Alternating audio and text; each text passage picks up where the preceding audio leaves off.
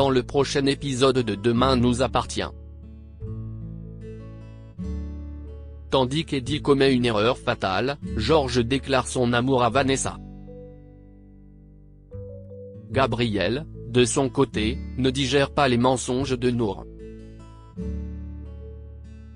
Et Nathan et Launa se rapprochent.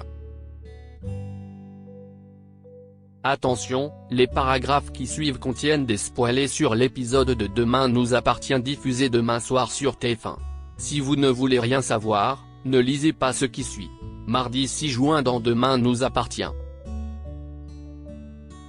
George déclare son amour à Vanessa Ospoon, Mona fait part de son inquiétude à George.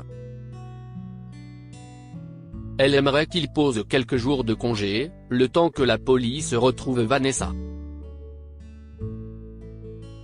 Mais George rassure sa mère, il est certain que son ex-compagne est déjà loin de cette à l'heure qu'il est et qu'elle a mieux à faire que de s'attaquer à lui. Au même moment, Bart reçoit un mystérieux colis. En parallèle, à son réveil, Victoire découvre une rose tigrée sur sa table de chevet. Paniquée, elle s'enferme dans sa chambre et appelle George qui se rend compte que Bart vient également d'en recevoir une. Sans attendre, George se rend au commissariat pour mettre la pression à JP, l'admirateur secret de Vanessa qui lui a prêté sa voiture pour l'aider à prendre la fuite. Le prisonnier assure ne rien savoir du plan de la tueuse en série. Mais George n'y croit pas. Il s'emporte et agresse physiquement JP pour le forcer à parler. Témoin de la scène, Aurore intervient et somme George de lâcher le détenu. Elle rappelle à son collègue qu'il a été écarté de l'affaire, mais George lui révèle que Vanessa a envoyé des roses tigrées à Bart et Victoire, et qu'elle compte certainement s'en prendre en eux. Selon lui, le temps presse. Aurore refuse cependant de changer Davis et demande à George de se tenir loin de l'enquête et de lui faire confiance. Pendant ce temps, Eddie assure à Vanessa que les enquêteurs ne peuvent pas remonter jusqu'à lui avec la rose envoyée au Spoon. Il a utilisé un VPN, un faux mail et une fausse identité, et est donc intraçable. Vanessa se réjouit, son plan fonctionne à la perfection. Avec les nombreux policiers mobilisés pour protéger Bart et Victoire, il y aura moins d'effectifs disponibles pour les barrages routiers. Ils pourront ainsi fuir en Espagne, avant de s'envoler pour la Thaïlande.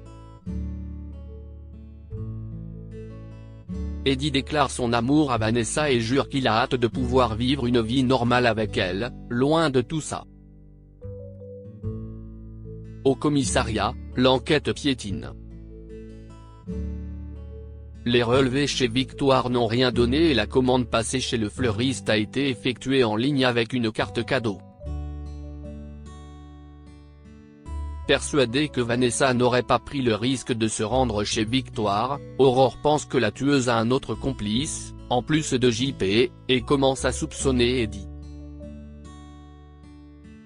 Des soupçons qui se confirment rapidement grâce à Damien qui a récupéré un message vocal dans lequel Eddie annonce à son épouse qu'il ne reviendra pas et qu'il est tombé amoureux d'une autre femme.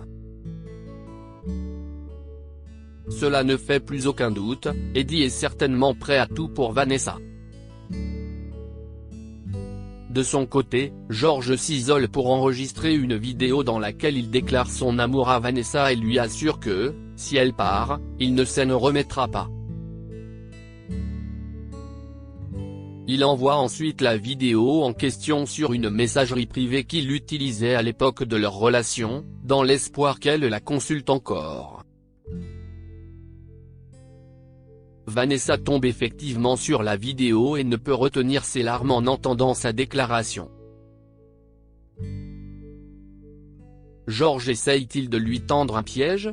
Le comportement étrange de Vanessa n'échappe pas à Eddie qui cherche à savoir pourquoi la femme qu'il aime a pleuré. la tueuse en série lui avoue alors qu'elle a reçu un message de George. Eddie lui rappelle qu'il a tout sacrifié pour elle, son mariage, ses enfants, ses amis, son travail.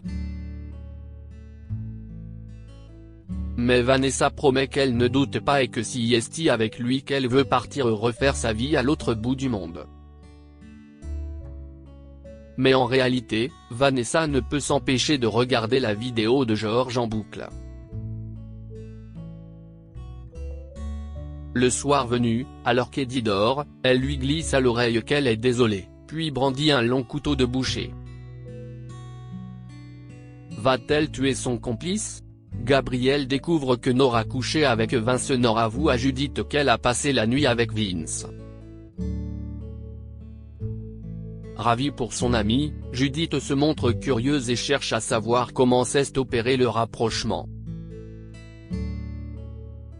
Nora lui raconte qu'après le cours de la veille, elle ne cessait de penser à Vince et lui a donc envoyé un SMS pour le remercier et lui faire savoir qu'il était un super coach. Une chose en entraînant une autre, ils sont allés boire un verre, et Vince a fini par proposer à Nora de faire l'amour, de manière assez directe. Nora laisse ensuite sous-entendre qu'elle a passé un très bon moment au lit avec le coach, et Judith exige tous les détails. Un peu plus tard, Nora se rend chez Gabrielle pour récupérer quelques affaires. Elle porte la même tenue que la veille, ce qui n'échappe pas au jeune homme. Il comprend qu'elle a passé la nuit avec un autre homme et en déduit qu'il s'agit de Vince. Gabrielle lance alors à Nora qu'elle mérite mieux que ça et ne cache pas sa déception. Nora lui rétorque qu'elle n'a ni besoin de son avis, ni de sa permission pour voir d'autres hommes. Plus tard, Soraya passe à la coloc et est déçue de voir que Nora ne s'y trouve pas. Elle comptait sur sa sœur pour lui remonter le moral.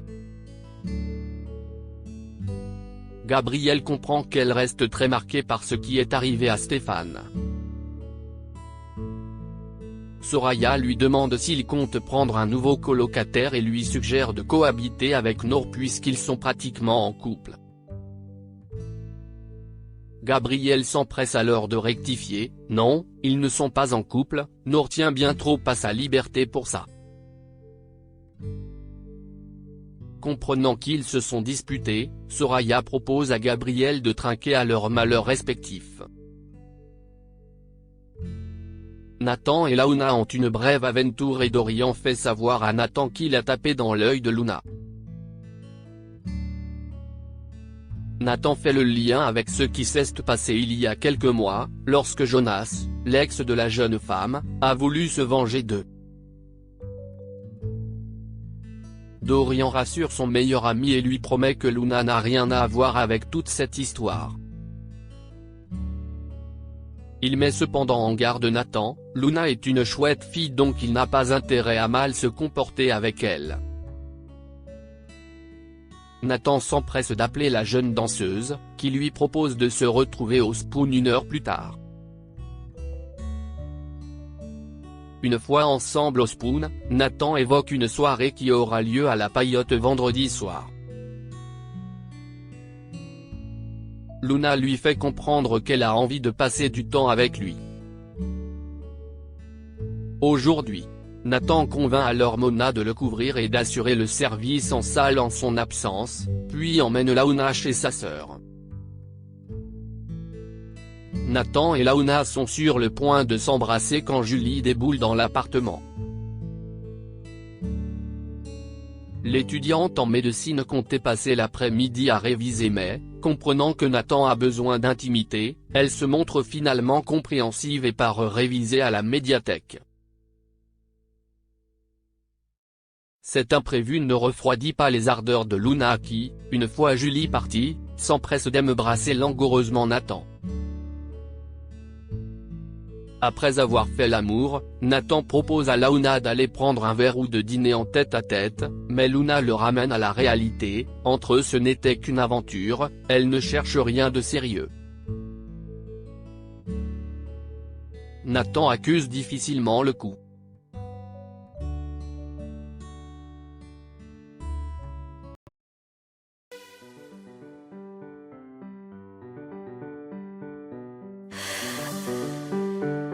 나